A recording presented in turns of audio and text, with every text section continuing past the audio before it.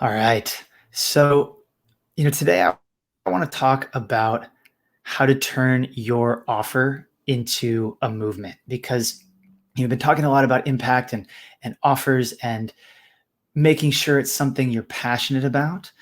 And it's, you quickly find out that once you get to that point, the way that you really turn the corner and the way that you really have that impact is with other people. So that's what we're going to be talking about today. And Brian, if you want to go ahead and switch to the slides, we can jump right in. I wanted to throw this on here. Impact is multiplayer. And I know that requires a little bit of an explanation, but turning your movement, turning your offer or your business into a movement requires other people to be a part of it. It's my favorite thing about coaches and info marketers and people who are starting businesses is that they care so much about the people that they're helping. But it's really easy to get so caught up in all of the tactics and the marketing and all of the skills that you have to learn that you can forget that in order to have an impact, there has to be other people involved. So that's what I want to talk about today. And I want to give you 3 things that are really going to help you turn that impact into, a movement with other people. And so the first one is to focus on relationships. And I've got a picture here. This is me and my fiance. It's about a year ago. We just got engaged, and you can see she's really excited. She didn't know I was going to propose to her. And I threw this picture in because I was thinking back, we're gearing up for the wedding, and I've been thinking back a lot on our relationship. And one of the troubles that we have, one of the tendencies that we get into is that we tend to get into routine where, we'll wake up in the morning and take a shower. I'll go make the coffee. She gets ready. She takes the dog outside. We get to work. We do our thing, have lunch together. But then, it's back to work. It's the gym. It's dinner. It's chores. And then maybe we watch some TV and go to bed. And we've worked so hard to optimize that process that we've almost engineered the relationship out of our own relationship. And, that's not a good thing. I think we can all agree that this is not the way that you want a romantic relationship to be, or even relationship with family or friends, or any relationship in your life. And yet it's exactly the relationship or the arrangement that we're trying to build in our businesses every day. And all of the marketing advice and the swipe files and the software and the tactics and trainings and so many things that you hear about online about how to build businesses are about building these rigid systems, these structures where all you're doing is transacting with the other person. You forget that the person on the other side of that number, of that sale, of that opt-in rate, those are people too. And so I want to encourage you in your business, as well as in every interaction that you have, to build relationships and not transactions. And it's really going to help you to just avoid all of this sort of what's working now type advice, avoiding the clickbait type of marketing, and instead just focus on really relating and building rapport with that person who's on the other side. And I think this really frees you up a lot in marketing. One of the things that I see all the time now is in an email, someone will send me, they put like RE colon and then their subject line. And, the idea is that they're trying to pretend that they're replying to a message that I sent them so that they'll increase their open rates. And I'm sure it works a little bit, right? But those emails are just, they're spammy. And there's, especially in email marketing, because it's such a great way to your audience, there's so many spammy things going on in that. But what they're failing to realize is that the subject line isn't the most important thing in getting higher open rates. The from line is. And what I mean by that is when an email shows up in the inbox, who is that email from? When I look at emails in my own inbox, often I forget to read the subject line because I say, oh, I see who it's from. And I'm like, oh, yep, that's a read. Or, oh, nope, delete.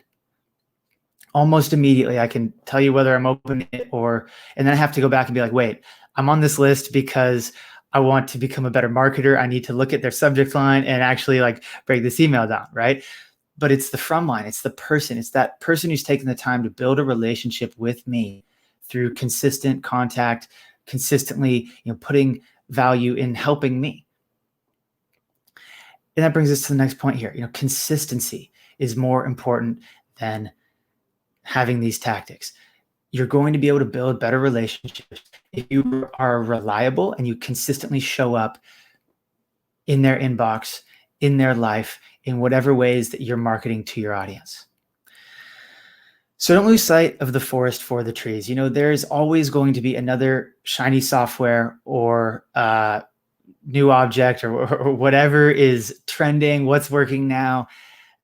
I would just encourage you to focus on consistently contacting and building relationships with your audience. And every time you do see something that you think is going to be just a game changer for your business, run it through this lens. Is it going to help me build better relationships with my audience, or is it not? And by answering that question, you're going to make better investments for your business, and you're going to deliver a lot better quality results to your audience and to your customers. So the second thing I want to talk about is positioning. And this is something that really gets missed a lot in online business. And I threw in a picture here of Harvey Specter, who, if you've ever watched the TV show Suits, my fiance and I just started going back through that a couple weeks ago. It is such a great TV show. I would highly recommend it. It's super entertaining, but there's also a lot of good advice around how to position yourself. The show is about really high-end, top-tier New York City lawyers who defend, billion-dollar companies from lawsuits, predators. They help people take over companies. They're definitely the type of lawyers who most people don't like, but they're really good at what they do. They're really smart, and they win. And that's what Harvey Specter represents to me. He has perfected his positioning as the best of the best, the highest tier lawyer. And if you have an unwinnable case, he will win it for you. And the reason why positioning is so important in your business is there's a lot of advice going around these days that is really negatively impacting your positioning. And it's advice that's designed to help you get clients today, but little do we know how it affects our business over the long term as we're sort of selling ourselves out in the process of trying to get one more client today. And part of the problem is that when you're starting a business, there's sort of a chicken and the egg problem where you have to get social proof, or you have to get someone to recognize that what you do works in order to then get people to sign up and get results and then realize that what you do actually works, right?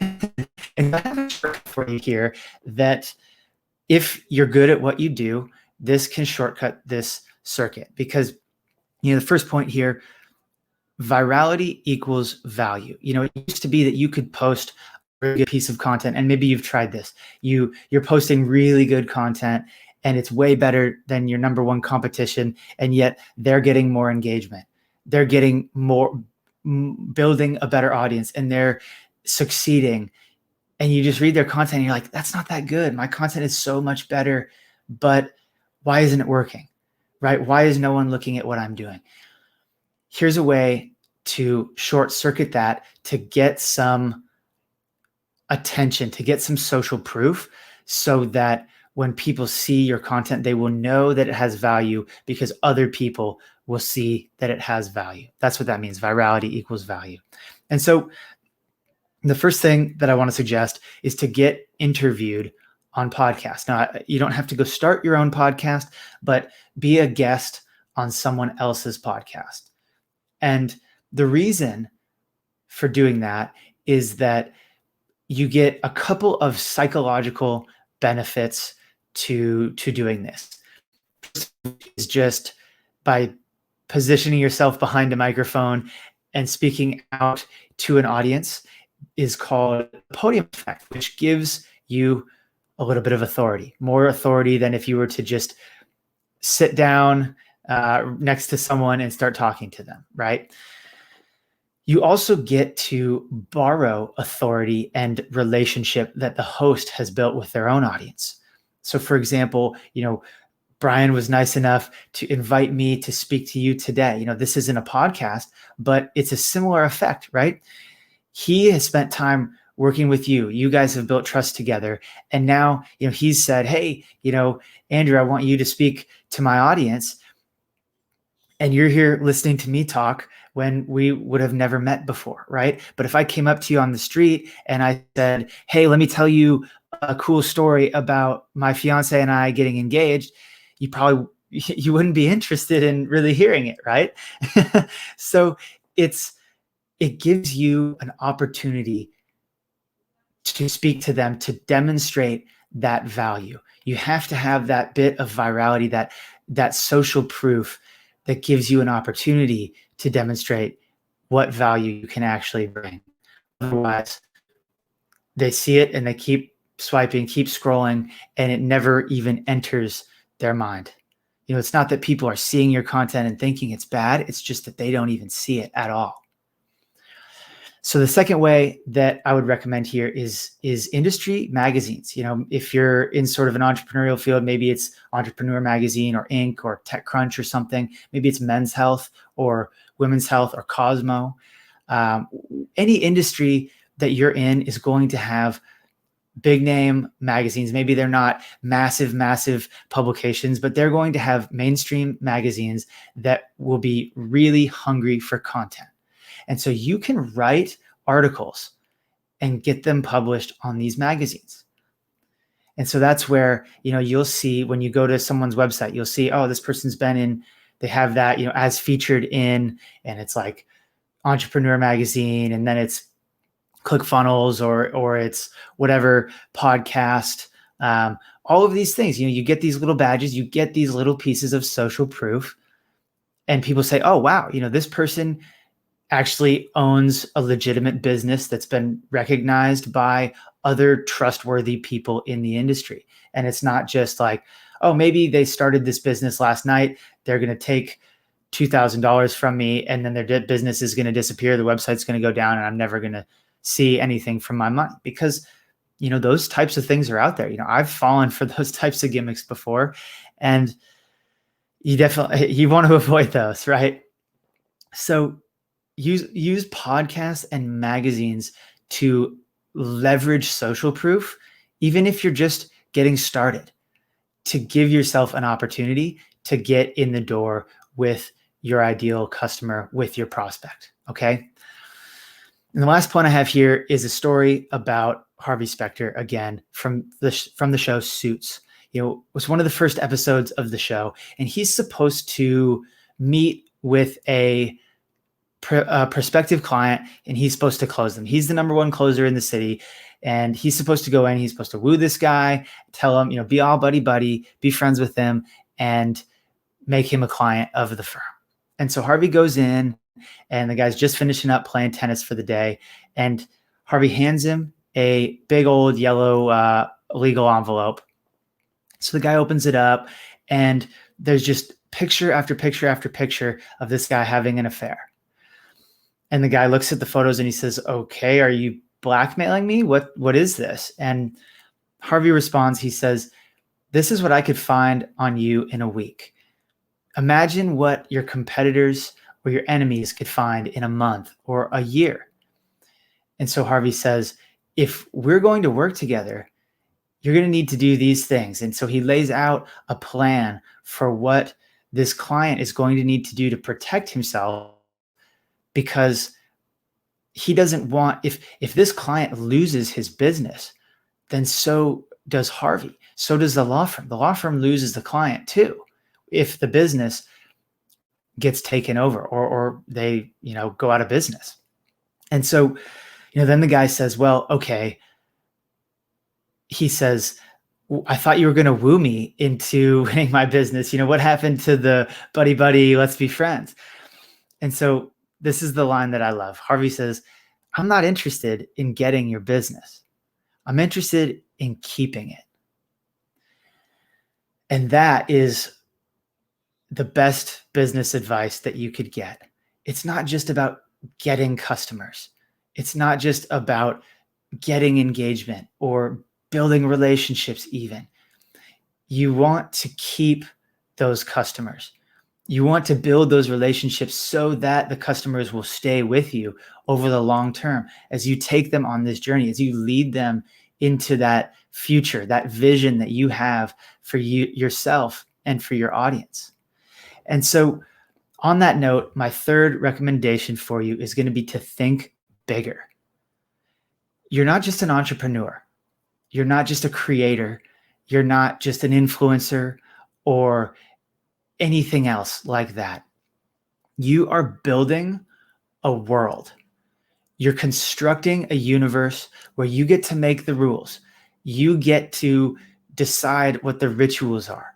You get to do whatever you want to do. I put this picture here of Ego from Guardians of the Galaxy, because Ego is like a celestial being who has created this planet around his inner essence, his core. And he also has sort of a humanoid form, but this planet, he has shaped it. He's put the face there looking ominous on it.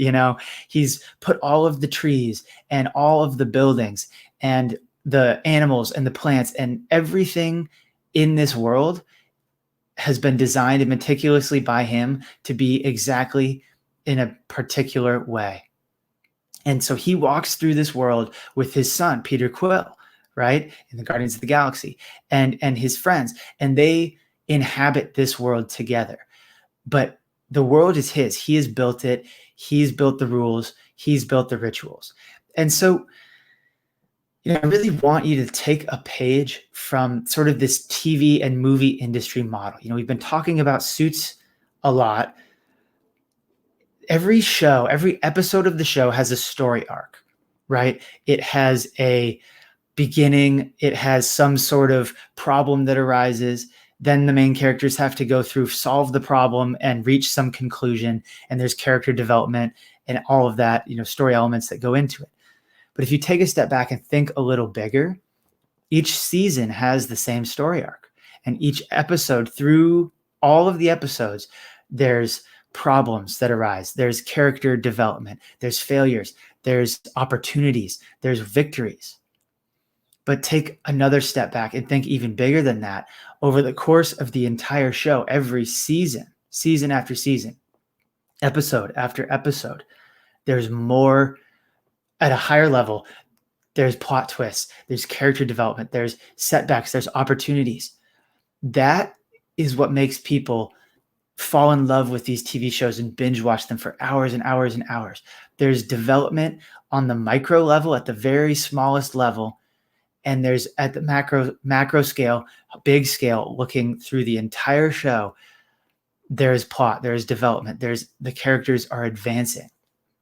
And the same is true in the Marvel Cinematic Universe. Originally there were just all these separate little worlds with different characters and different things going on. And when they combined everything into the MCU, now all of a sudden you couldn't just watch the Guardians of the Galaxy.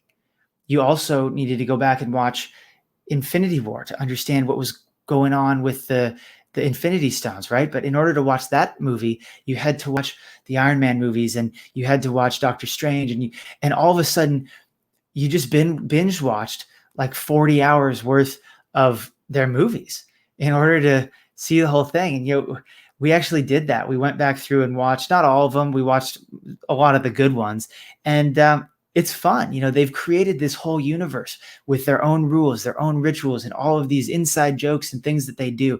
That is how you create a business, a world where people don't want to leave, where people want to binge your content, where people they'd rather be in your world than in their average, boring reality or in somebody else's business world, right?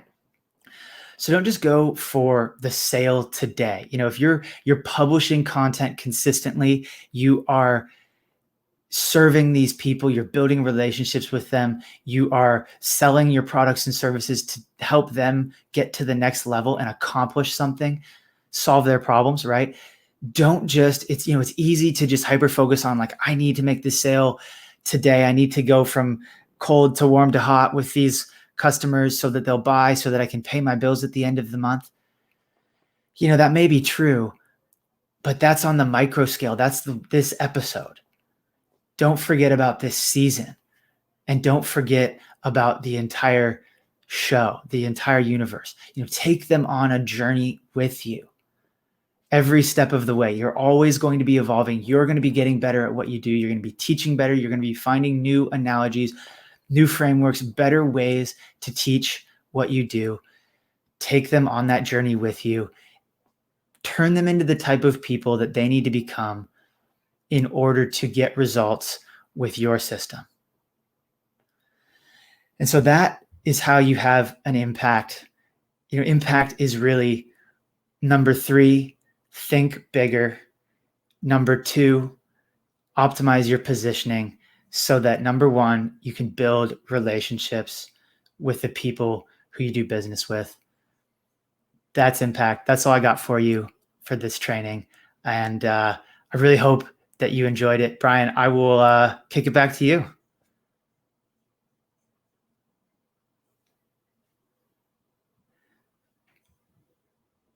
Hey, Brian, you're muted. This happened last time. I got you now. I can hear you. Thank you for that. We'll edit that later. So okay. But I appreciate it. That was awesome. Really learned a lot on there. That was great. Really great. Yeah. I'm glad you enjoyed it.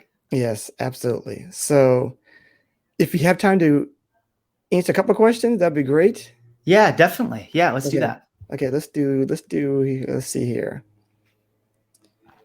Okay, so what specific things we got here? What specific things have you used to get people to believe in what you offer? Anything specific, I guess, that Yeah, let me give me just a second. I want to bring this up so I'm looking at you here. Otherwise, I'll be looking straight down the whole time. Okay, no problem. Specific things that I use to get people to believe in what I offer. Yeah, I think that one of the things that is super important to me is to lead by example. So especially when I first got started in online business, I jumped on any offer that had really good testimonials or was being just really hyped and had really good landing page copy and all of that. And there was timers everywhere. And, I was going to miss out if I didn't jump on it right away. And I made a lot of mistakes making purchases in that way. And often I found that the things that I was being sold were not necessarily what these people were doing to market their own products and services. It was just a convenient opportunity for them to make some money. Mm-hmm. And, there's always the joke of like, I get these YouTube ads all the time about someone who is recommending using VAs, virtual assistants, to get more clients for your business. And the thing is like, well, if virtual assistants were so good, why would you be using YouTube ads to get clients for your business, right? Yeah. And so, I'm not, I know nothing about this particular person's product, but that just, it jumps out at me every once in a while now. But so to answer your question, leading by example, I am a strong proponent of doing exactly what I teach. So everything that I talked about today I pretty much just told you how I run my business. And, if I make changes, then I make mistakes, I learn, I make changes, and I talk about what I learned and how I've adapted. And so I think that just, if they see you showing up every day, doing what you do, they're going to believe, like, nothing says that you're passionate and that you are all in on what you do, like just showing up every day and leading the way. Yeah. So that would be the first place to start. Awesome. I love that. That's awesome. We got one more for you here. Okay. What if people just aren't responding to you trying to start a movement? They're just not responding. You're putting content out there and you're getting crickets, I guess. Yeah. That's definitely tough. And so there is the problem could be in many different places, right? The problem could be, and we don't have a lot of context here, so I'm just gonna try to segment this out a little bit and talk on a couple of different places. But I think that, it's probably not this, but it could be just that it's not the right marketing message. And I know you guys have gone through sort of how to work on that message, how to make sure it's something you're passionate about as well, but how to refine that message. That's stuff that you guys have done, I think, in this challenge, right? On last week, Brian. Yeah. You did a little bit of that. So I won't rehash too much of that, but I am a huge proponent of positioning. And so I think that there's sort of a death by 1,000 cuts approach, which is like post 1,000 pieces of content and slowly but surely, one at a time, you can add a person here or there and grow your audience.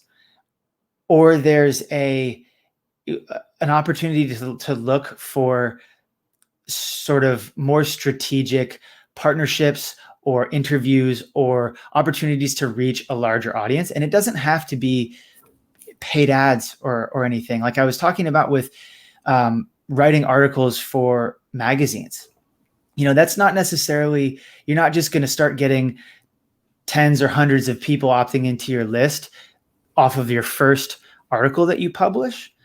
But it's not so much about getting all of those opt-ins right away. It's about getting the credibility of, hey, this person, I've written for all of these outlets, I've been interviewed on these shows, because then you can flip that into a larger audience and the next larger audience. And so you are starting small, and then you're scaling up and you're building up with your credibility and your ability to reach larger collections of people who are in your audience already. And, I wouldn't say to stop publishing. Definitely continue to publish. Definitely continue to see what content is resonating, and it's all going to be relative. What content is resonating more than other things, and you'll feel that out at whatever level that you're at. And then, you can take the best content. If you have a piece of content that just does super well compared to everything else, that is good. So then you can start to take that content and you can use it in an article that you post on a larger outlet, or you can bring it into a podcast interview, because that it's going to resonate really well with the people who are in your audience, who are interested in whatever problem it is that you solve. So, I think the last thing I'll say in this is just to don't stop.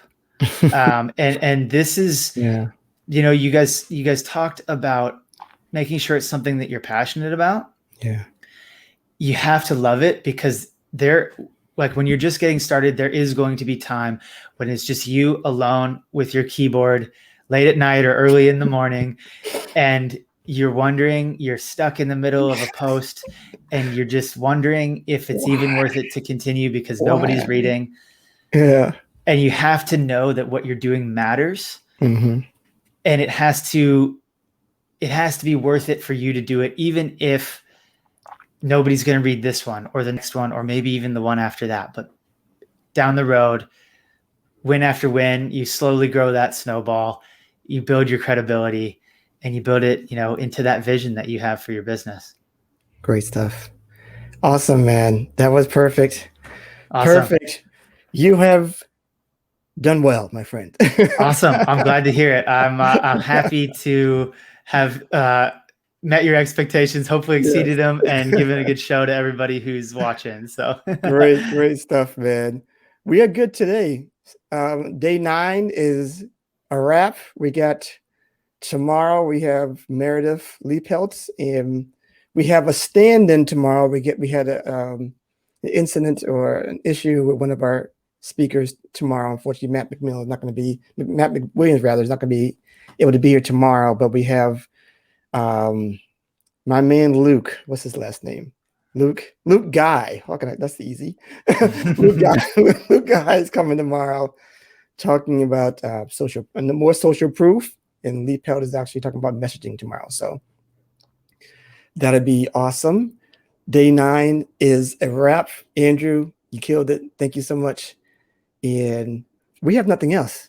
I'm good. Today, we got one more day, thank goodness. You're getting ready to go, getting ready to finish it off, so we're good to go. So take care, everybody. We will see you tomorrow. We're out.